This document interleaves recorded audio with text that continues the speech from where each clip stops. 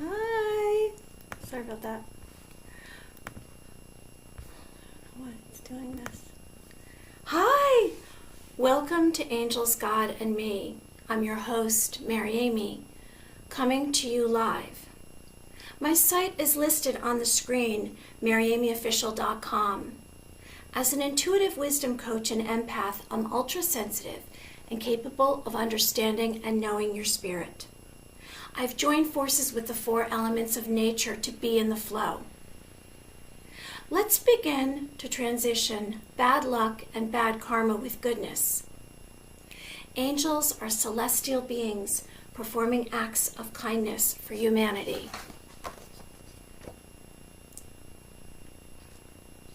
On today's show, we have topics, a weekly quote, a visualization. We have guest caller, Charles A. Guthrie, renowned Bigfoot artist, products, and helpful tips.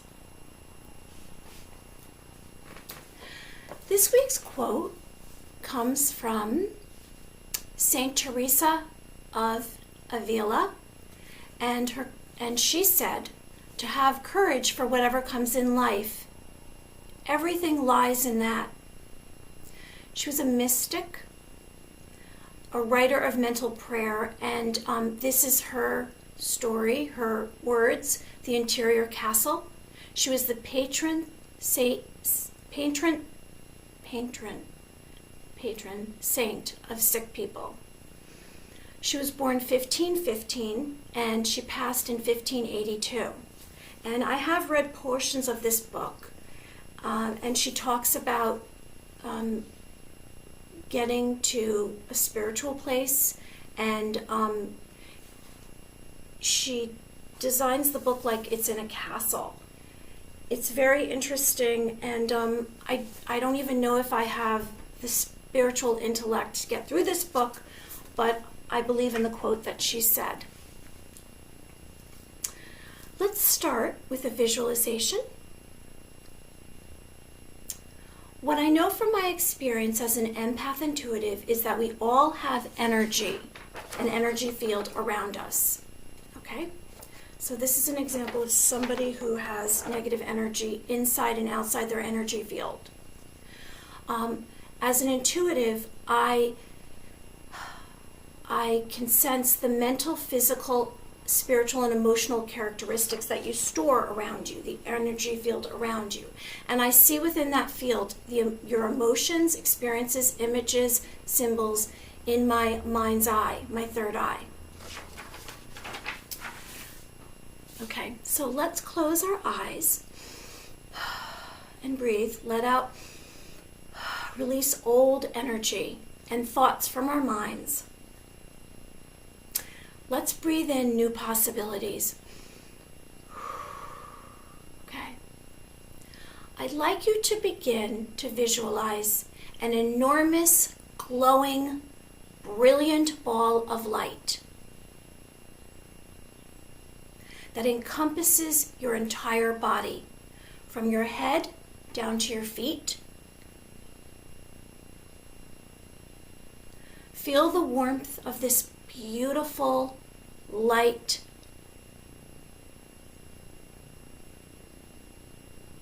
Feel all its positive energy around your body, inside of your body. Imagine the light in your brain, throughout your organs. Hold on to this feeling. Imagine seeing the sparkling light surround you. Now I'd like you to open your eyes. If I wake up and I don't feel, I have a caller. Let's see.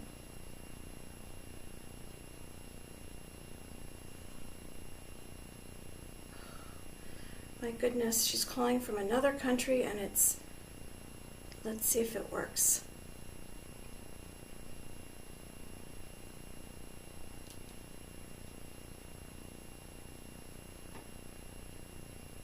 Anyway, well, let's see if she calls again.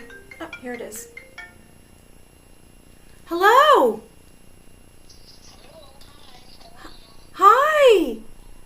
let's see. How are you? Good. I'm fine, and you? I'm very good. Where are you calling from? Aruba. Aruba. Oh my goodness. Okay, so let's see. I instantly got, birds. Actually, doves. I received doves. I was like, what is that? Because, you're in Aruba, so automatically you think of maybe beach birds, like seagulls, but that's not what I saw. So I saw, it would be to your left, my right, doves. Let's see. Ducks? Doves. D-U-C-K. No, D-O-V-E-S, doves. I don't know what it means. Oh, Ducks. okay. Well, doves are, represent, peace, and there's a famous dove that's handing off an olive branch for peace, and I love that we're starting the day with that particular symbol. Okay, so let's keep going. So what I'm receiving about you, Issa, am I pronouncing your name properly? It's Isa. Isa? Isa, yes. Isa. Okay. Like Lisa without the L. Okay. Isa. Mm-hmm. Okay. All right. I sense that you are somebody that is a warm-hearted person, and I see you. I want to say it's a sister or a very good friend, and you're laughing and having a very joyful time. So I'm gathering that you are somebody who you like to have physical contact with your friends. In other words, you're like you're emotionally invested, and you are conscious of your relationships. You are a sensitive person. You do have a lot of joy in your heart. I speak of finding the beautiful glowing light in your heart, and you do have that. In fact, I sense that you're somebody that's more important to you, relationships, than work or other parts of your life. Do you have a question for me, past, present, or future? Yes. Actually, I want to know if I'll be a mom. If you'll be a mom. You would make a good mom. Let's see. Okay, if you'd be a mom.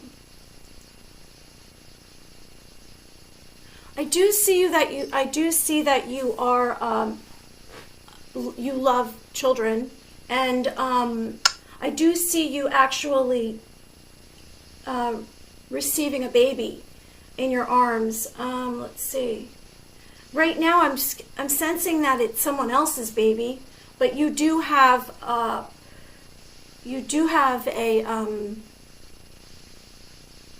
really warm heart and a giving heart, and you're maternal, so you would make a wonderful mother. What's the time frame? What period of time are you referring to?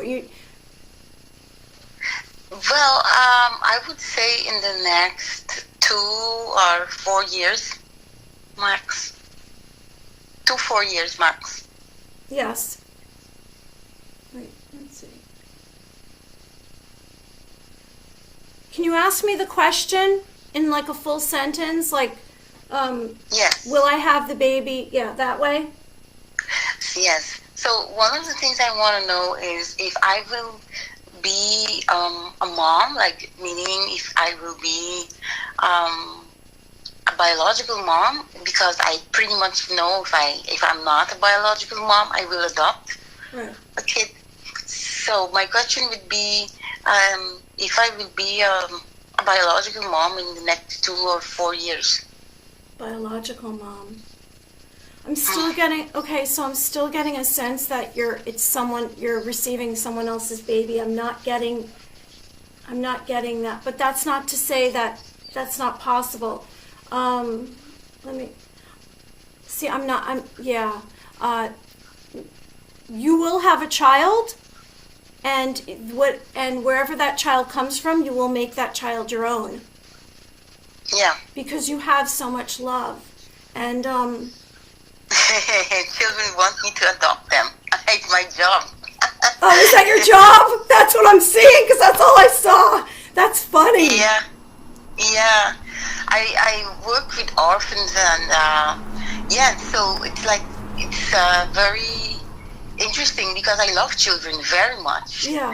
And I don't have my own, but so I really would like to know because my age is quite high. Okay, now that you're talking right now, even more. So what I'm seeing over and over is I am seeing you you're holding babies, but that's all I'm getting is that you're receiving another child from not your own body. But look, if you have so much love, if that's the way that it must go. Yeah. And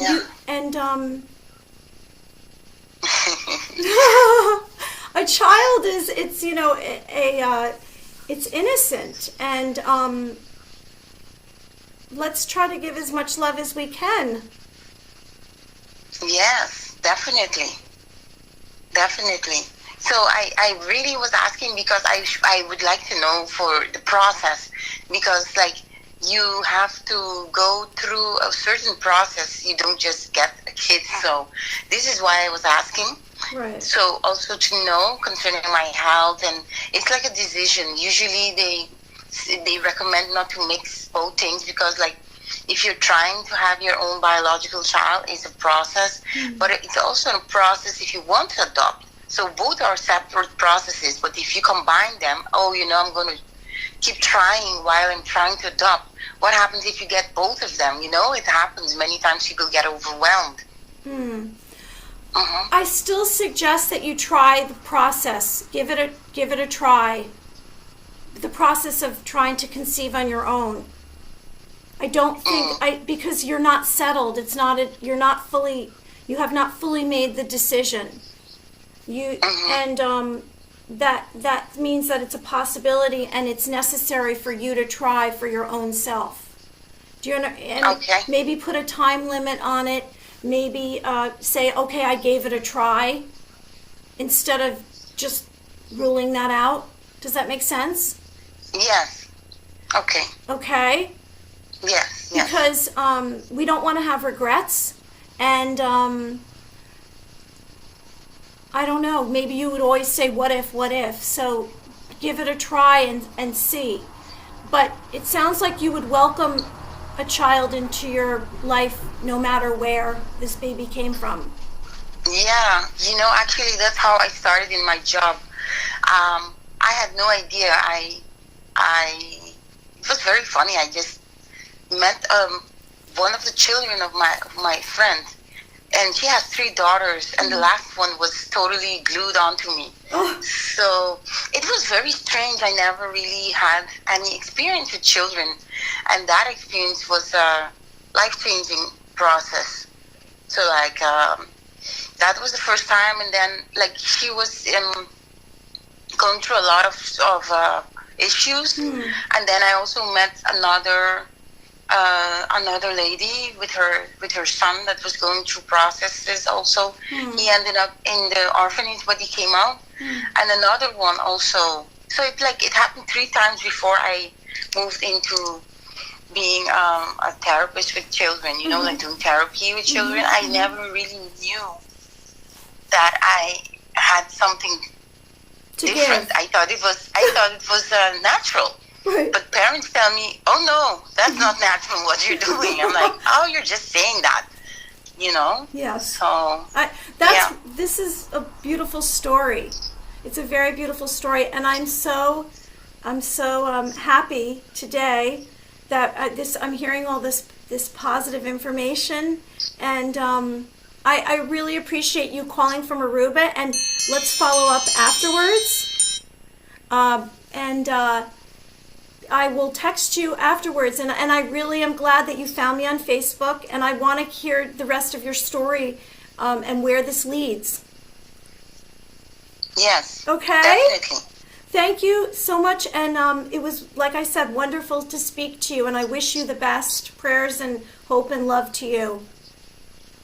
Yes, thank you. Likewise. Okay, take care. Have a good morning. Yes. Okay, thank you. Bye-bye. Bye.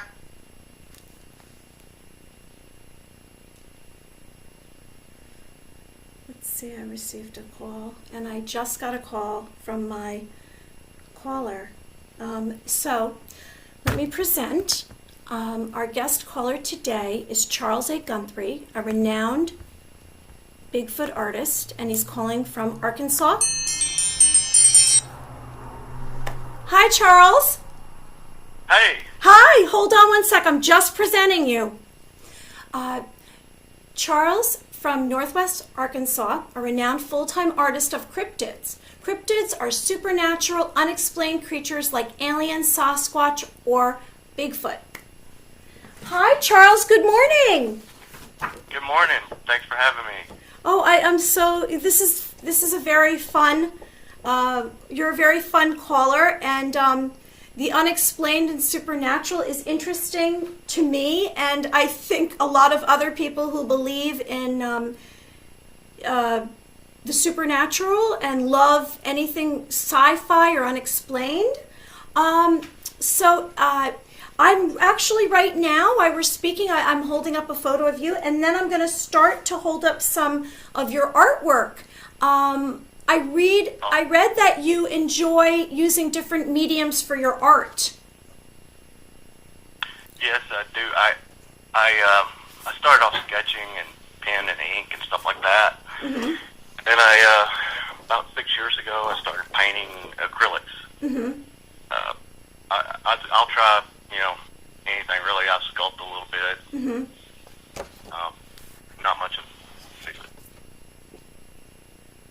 Oh, I have a painting here of a photo of you and your painting, and it's not a Bigfoot, but it looks like nature in some way. Or no, you know what it is? It's an eyeball. Isn't it an eyeball? It is, right? Yeah, I painted some of those.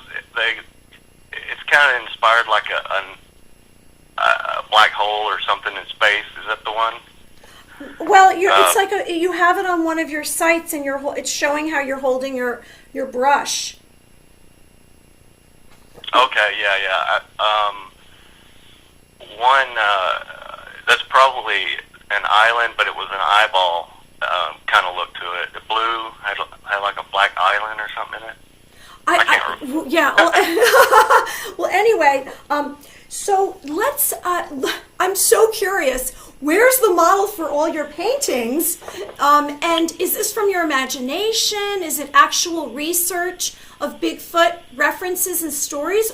Where, how do you know how to paint Bigfoot? Well, mostly just research online, and I've never seen one, if that's what you're wanting to know. Okay. It's mostly just from online descriptions and my imagination, really. The poses and stuff are just, I like to paint nature, and that's one way of doing it. I can paint these scenes with some creature in there. I don't have to paint a deer or a squirrel or whatever, normal people would paint. It's fascinating, and I actually came across that you've done some book covers. I have I did 4 book covers for Tom Lyon's book series, Living Among Bigfoot. Mm-hmm. He has a collector's set of, I think it's about 4 volumes, and I did all 4 covers for those. The rest of them somebody else did, but just those 4 I did, yes. I'd like to do some more book covers, but I haven't gotten any jobs like that yet. What was I going to say? What I find super interesting about your work is that, Bigfoot, sometimes they make creatures and monsters kind of scary But I don't feel that with your Bigfoots. I feel like he's mysterious, and I feel like he might even be a little lonely. Is he like lonely? You know what I mean? Like in this one cover, he looks kind of sad. He's all by himself. Yeah, generally I draw them by themselves, and I kind of like to have the old man of the woods, or the nature spirit. Right. I kind of like to have that feel to a lot of them. Mm-hmm.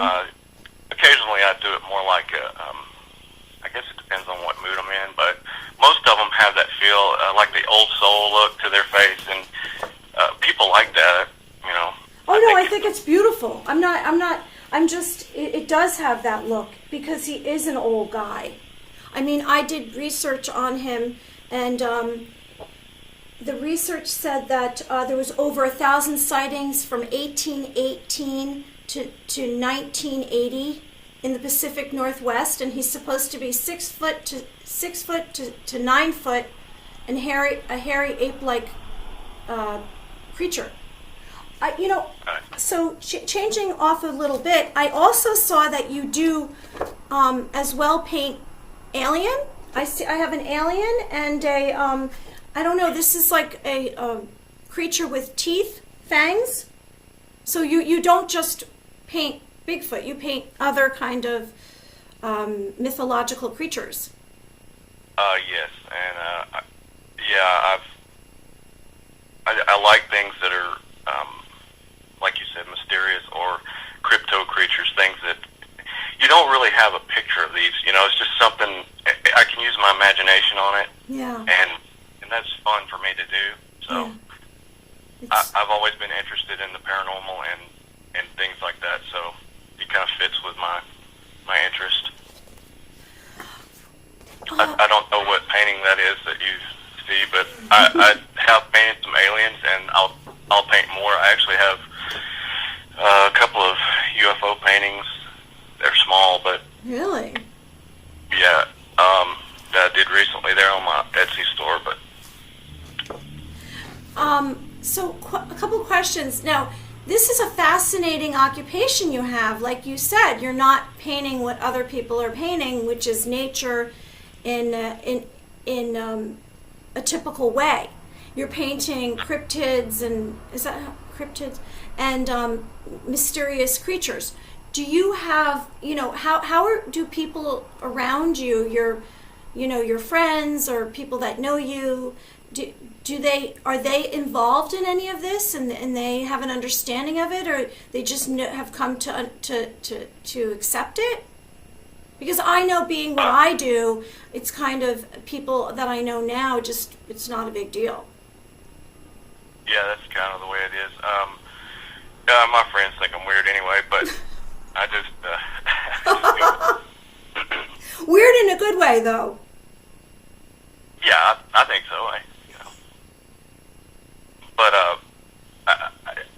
I know a couple of people who have claimed to have seen Sasquatches around here. So really, we talk about it. Yeah, and it's in pop culture a lot on TV and stuff. So people talk about it. They're kind of getting used to the whole idea. So they don't think you're too out there if you talk about it. Well, yeah. I mean, there's people love movies or shows about this subject, and constantly I'm seeing on Ancient Aliens or the History Channel, they do an in-depth research and investigation, because we're always wondering, we're always looking and for the next sighting or the real sighting. Like I have a photo from the original Bigfoot. I'm sure you've seen it a million times. The original Bigfoot footage of Right. where he's walking through the woods, and Talking about the Patterson-Gimlin film. the one on film, exactly. I'm trying to find. Oh yeah, it was Roger Patterson and Robert Gimlin, and that was in 1967. So this is, Right. he's forever. Bigfoot's forever. Yeah, there's that's the classic go-to footage that everybody uses for their poses and everything, and I've painted that before, just to kind of a recreation of that Yeah. footage, and I've done some wood burning as well, pyrography, I think that's how you say it, of that same footage, freeze frame. It's a classic film, and everybody in the Bigfoot research world knows what it is, and even those that are just fans of it. There's been a lot more sightings from, I believe, a lot more than 1,000, and it goes back to the Native Americans and things like that. They've carved or painted the images on caves and stuff in North America. Yeah, I mean, when I was looking into this, I was seeing in different languages and different cultures, they have a different name for Sasquatch, Bigfoot. Right. So, yeah, he's very intriguing, and I do have now your art. Before we go, I wanted to ask you, what are you? Is this acrylic? Is this oil? What do you paint with? I use acrylics. Okay. I never got into oil. Like I said, I just started acrylics about 6 years ago. I had some when I was a teenager, but just for a little while, and I never really practiced with it back then. I was more interested in sketching and things like that. But yeah, these are acrylics. Most of them's on canvas. Sometimes I'll paint on board or board or something like that. Yeah. And then I have quite a number of digital. I also do digital drawings, but sometimes I'll take a painting that I did, and if it's not quite what I wanted and I couldn't get it to look right, I can scan it into the computer and use my tablet to enhance it and make something out of it digitally. So it's like a hybrid of real paint and then digital painting. But it makes it look real. It looks like a real painting completely. But then I can use that to put on other like products, and you can have prints made and stuff like that, and it looks good. Charles, I see an animated film in your future. I've been practicing with, there's a program called Blender that you can do 3D animation, and I've been doing online tutorials and trying that. It's a very in-depth program. I have a AutoCAD background as well and 3D modeling, so I should be able to do that. I'm interested in animation. You can do it. I believe you can do it. You're the guy to do it, and you have the heart for it, and it sounds like the skill set. I think I would watch it. I think it would be fascinating. And even if this became some kind of animated, either a film or a TV show for kids, I think it would be very lovely. I would watch it. You would watch it? I would totally watch it, because I think it's so interesting. All of this interests me because I'm a little odd myself. So anyhow, moving on, I just want to say it was wonderful to have you this morning, and I saw that your site is Charles Guthrie, which I'm posting on, I have it on this post, .com. Oh, charlesguthriestudio.com. And did you want to tell us, are you doing any shows or any place else that they can reach you? I don't have any shows coming up or anything, but the website there, charlesguthriestudio.com, I have a coupon right now for my original paintings that I have up online, and if they go through the website and click that, they'll get 10% off on top of the 10% sale, so they get 20% off if they go through there. I'm just plugging that, but it's everything's through my website. If you go there, there's my social media and different platforms like Instagram and things like that. So. Well, keep plugging away, because I think you do wonderful work, and I greatly appreciate that you joined us early this morning from Arkansas and do that animated film. Okay?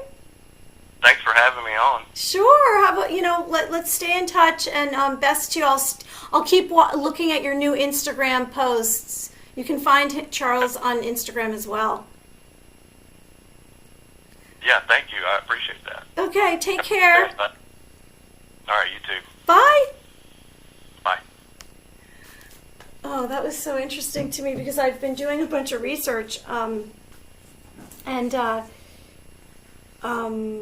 I'll just tell you a quick, before we go on to some helpful tips. So, Sasquatch, Bigfoot is a legend, and there was sightings in the Pacific Northwest of a large 6 to 9 foot hairy ape-like creature walking upright, and he lived in the wilderness. Documented over 1,000 sightings, and Janet and Colin Board put together this book, the Bigfoot Casebook, which, if you want to get it, you can get a used copy online. And even the FBI got involved at one point, because there were so many sightings and and footprints. Huffington Post did a 5-year study with Melba Ketchum in November 24th, 2012, and he was a vet, and he sent in the DNA of what he said was Sasquatch. He claimed that the proof is that a human relative 15,000 years ago, a hybrid Homo sapien, and he believed that the government should recognize and protect Sasquatch. In 2013, he was denied for insubstantial proof. So now Bigfoot is considered paranormal, supernatural, in the field of UFOs and psychics, and the non-believers say that all of this is a hoax. There is a Bigfoot field research organization, BFRO.net, and it's research and sightings, and I'll put that on the post as well.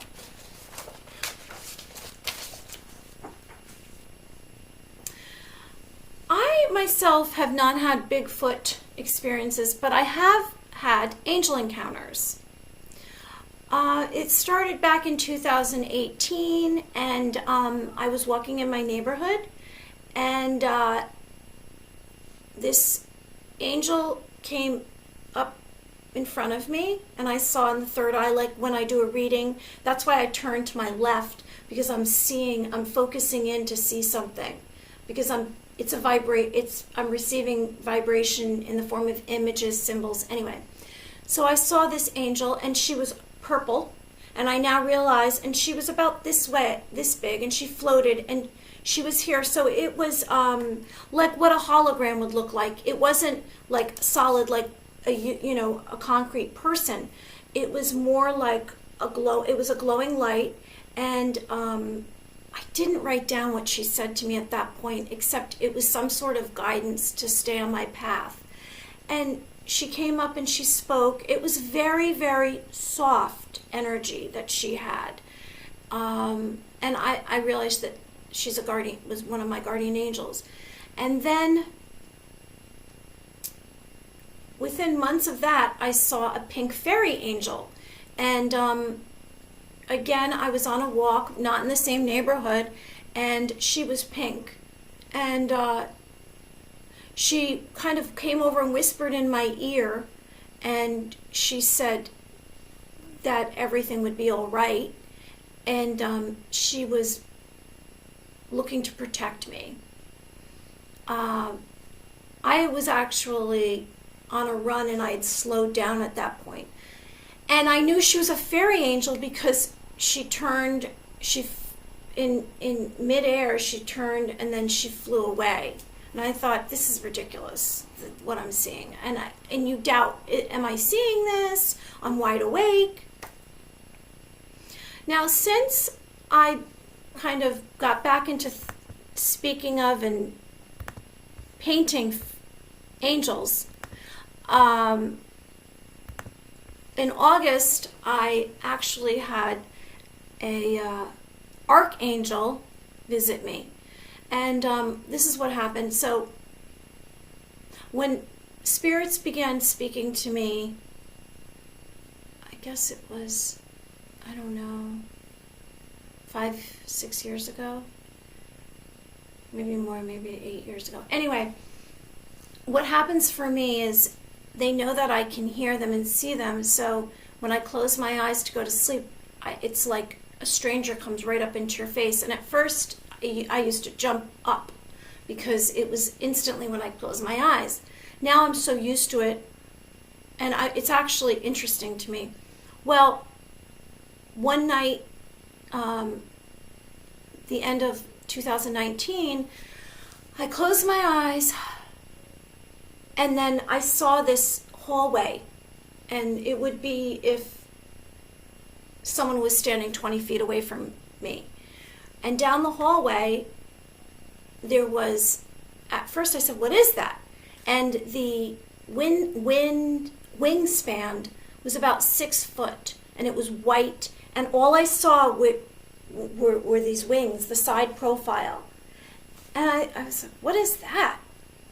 And so this, I'm believing it's an archangel now, turned its head to me, so I knew that it was alive, and then blinked its eyes. So it hasn't left my memory since then. It was so vivid, and it was so beautiful, and it was non-gender. Angels are non-gender, but it had such strength in all. The only way I can describe is masculine. However, there was feminine. It's a very odd thing when you see an angel or have an angel experience encounter. So I've decided to paint that angel, which I'm going to be doing shortly. And then recently, the last 2 experiences came since I've began this show. And it might be because I'm researching, I'm validating angels. So one night, again, I closed my eyes and I saw what looked like the infinity symbol. And in that infinity symbol were little angels like this big, fairy angels, and sparking of light. It was so strange. And and it would be like spark, spark, spark. And which I thought was a very positive, validating thing to have happen. And then a few days ago, again, I closed my eyes, and I see this angel. Where are the angel pictures? I see this angel, and all I can say is that it had brown wings. Well, so it was again a masculine energy, and so it was looking down, and its head was down. Its head never came up, and then out of its back, it had human form, and then out of its back, its shoulder blades started coming out were these wings. It's like they were shooting out of its shoulder, and they were brown color like this.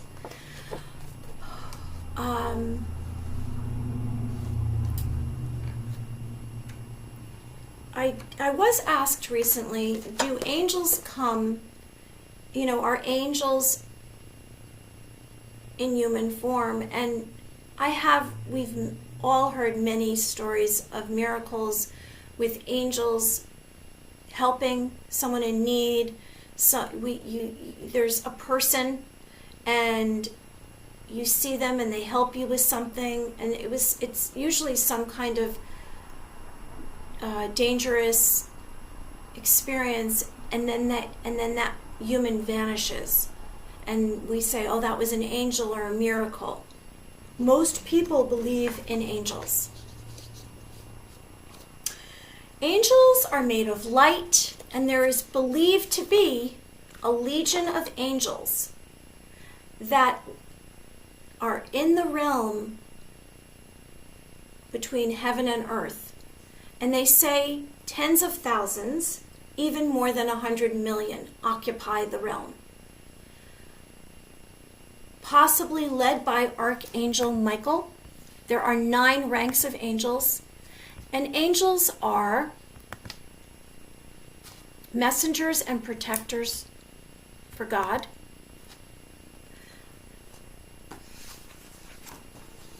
These angels, in art, some are very feminine, and then we have some that are masculine, but I truly believe that angels are a combination of both. The guardian angels that I saw that came to me were definitely had a much more feminine energy. And then the archangels were much more masculine. Okay, I want to just remind you that I have a t-shirt, Angels, God, and Me. You can get it on my website, maryamyofficial.com. Venmo the money, and tell me why you like the show. Because I hope that I'm not going to be the only one wearing this t-shirt besides my friends. Let's see. Oh, it comes in small, medium, and large. Why should we become enlightened? Enlightenment is in your mind, in your spirit, and your body. And it's definitely perspective. It reduces suffering. It will raise your energetic vibration to a higher frequency. You will feel joy in your heart, inner peace, calmness, harmony, and balance. The mind is the key to awakening your consciousness. Right now, for a moment, let's all go to our hearts. Let's close our eyes and let's connect to our heart. And imagine the beautiful glowing light that's in your heart. We can connect to a spiritual side through connecting to our own heart, connecting to nature. The plants, the animals, and the earth, and the oceans. Why not awaken the love in your heart through nature and a sense of peace and balance? The mind-body-spirit experience. Okay, if you're able, I suggest that you ground yourself. How do you ground yourself? And the reason why do we ground ourselves? Well, we ground ourselves because we're feeling lost. Sometimes when we become overwhelmed or traumatized, or everything is just too much, we go up into our head, we're not connected to our body, and we do things that we don't mean to do. And if you ground yourself, you're connecting all of you. And you're taking away some of the emotional and making it more where you're in your body and you feel your body. How do you ground yourself? I'll give 2 suggestions. If you're inside, I suggest you do something like you breathe, you let out anxiety, and I want you to grab your feet. And if you have shoes on, wiggle your toes so you can feel your toes. Grab your feet. Take off your shoes, grab your feet. So you can feel, here I am, this is me, I'm here, I'm okay. And tell yourself, I'm okay. Say it out loud, it's okay. And then grab your knees. As a Reiki master, this is how, when you start a session, you check to see, you can sense whether or not the person is grounded and if they're too much in their head. This is what you do. You're going to start with grounding by holding your feet and your knees, okay? Now, another way to ground yourself, which I'm a tree lover, I love nature, is you go out. You go outside and you stand barefoot on the roots of a tree, facing the tree. Put your hands on the tree. Ask for guidance or just feel the energy. Trees have very strong energy fields. I spoke of your energy field, okay? This is the energy field we want to have. We want to be clear inside and out. And this is what happens a lot of time to us, where we get too much negative emotion around our being and inside of our being. And we can release and get through that, and we can get rid of that. So you're going to stand on your feet on the roots of the tree, holding the tree. Or another way would be just to sit next to a tree. The roots of the tree ground the tree into the earth. And if you go to a big, strong, healthy tree, that's what you're going to do. Try doing it for 15 minutes. And I know that sounds like a long time, because I've stood there and touched a tree. And my daughter would say, "Mom, this is embarrassing." I'd say, "No, I'm grounding myself." Those are my 2 suggestions. I've written a dream journal. This is the cover. It's going to be available in the next month on Amazon. And this is actually a dream journal workbook. I do have an introduction in the beginning, and it explains the value of dreams. And we're talking about our sleeping dreams. I suggest that we keep a dream journal. And in this workbook, there are pages for 100 entries. And you describe your dream. You can draw pictures of what the dream looked like. And you start to see a pattern. Our dreams guide us. It's not just that you write down your dream and you just leave it.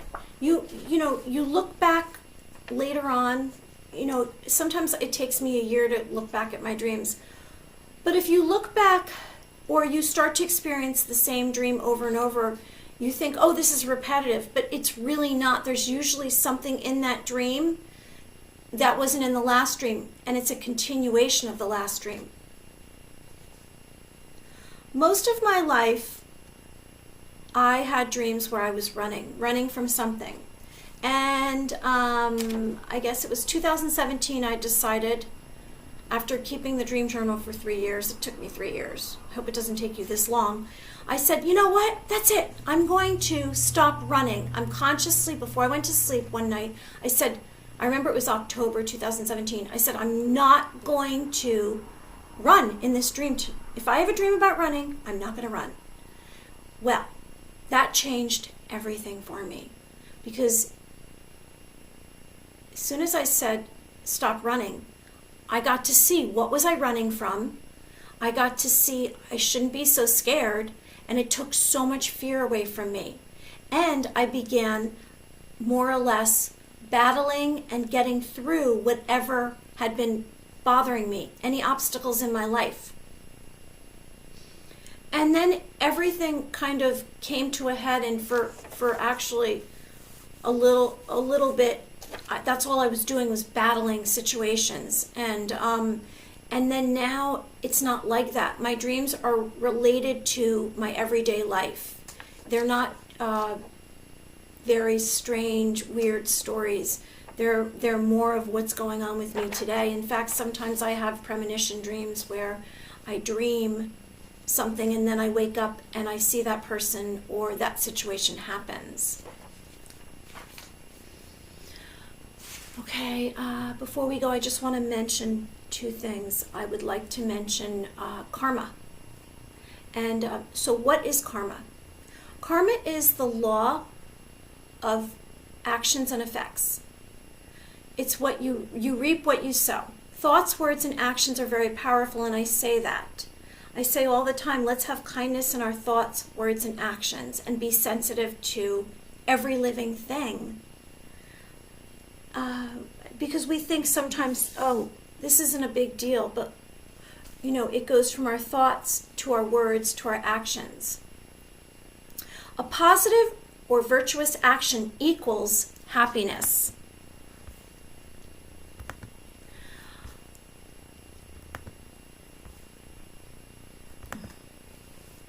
For example, offering help, kind words, giving hope to someone who's experienced misfortune, forgiving a wrongdoing, sending prayers. When you pray, it doesn't necessarily have to be a formal religious prayer. You can pray where you can say something like to yourself or out loud, I'm praying that this happens or this person is okay. And you can just energy, your positive energy towards someone makes a difference. A negative or non-virtuous action equals suffering. For example, hateful thoughts, words, and actions. Participating in hurtful and negative behavior. Why not ask for forgiveness? Release negative and replace with positive. Before I go, I would like to share with you a gemstone. As a holistic practitioner, part of what I did was I would offer each of my clients at the end of a session to choose a gemstone. I had a number of gemstones that I kept, and then they picked one, and then we talked about what that meant. And usually whatever that gemstone was whatever that person needed at the time. I value gemstones because they're a reminder of the beauty of the earth. They have healing properties, and as I said, there's meaning. This is a clear quartz crystal gemstone, tumbled gemstone. This gemstone meaning clears your mind of negativity to enhance spiritual connection. I've seen holistic practitioners place them on people's body, maybe your head, your arms, and I have them all over my home. It magnifies healing vibrations, grounding and protective, and it's the master of all crystals. I wrote a children's book, and at the end of the children's book, this was the last gemstone that he received, my character, because it was the clear quartz gemstone, which was everything. It's like you got the prize. Thank you for joining me. Please like my Facebook, Instagram, and Twitter pages. Wishing you create light, art, actions of kindness and compassion to clear away darkness, lasting repercussions through a chain of events. With awareness, you can change your focus, your mood, yourself, and your happiness. I am sending prayers to all of you, hope, health, and happiness.